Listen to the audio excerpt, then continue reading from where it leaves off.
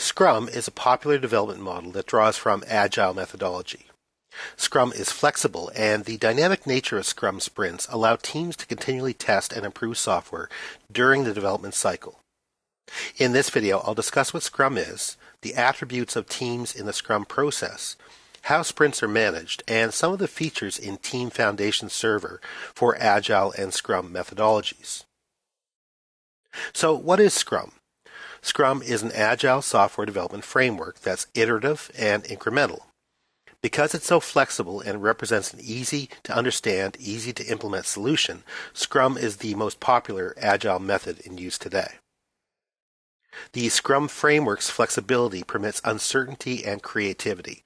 In Scrum methodology, teams need to be flexible, self-organizing, and they all share in the management process. Like the Agile method, the Scrum model provides opportunities to assess project direction throughout the development cycle. Assessments are achieved using sprints, which are iterative units of work which occur throughout the development process. Scrum sprints are usually based on a time period instead of an exit criteria. Sprint cycles can vary in duration, typically somewhere between a week and a month. At the beginning of a sprint cycle, a planning meeting is conducted to identify and determine the work to be done over the cycle. When a sprint is completed, teams present a usable product or working increment.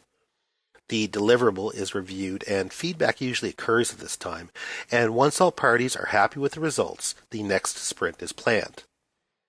If there are any perceived impediments going forward, they're identified at this time, and when a new sprint is added, features may be added or changed as needed.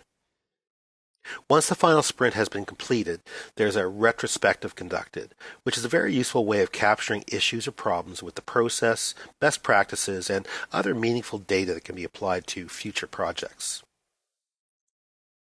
In order to understand sprint management, it's important to understand how a backlog defines the process. The sprint backlog is a statement of work, things like features and bug fixes and other necessary requirements for the successful completion of a project. The items in the backlog identify the work that needs to be performed when the next sprint occurs.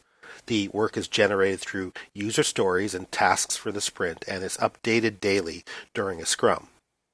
In the Scrum model, estimated work is calculated and displayed in burn-down charts. Burn-down charts graphically identify remaining work in relation to time, and outstanding work is usually graphed on the vertical axis. Sprint management can be handled effectively using Microsoft Visual Studio's Team Foundation Server. You can use it to keep track of the backlog and tasks to be completed.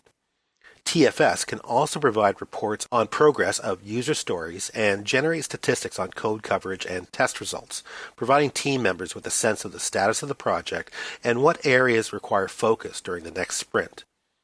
TFS can also calculate team velocity, providing velocity charts that can be used to forecast upcoming sprints.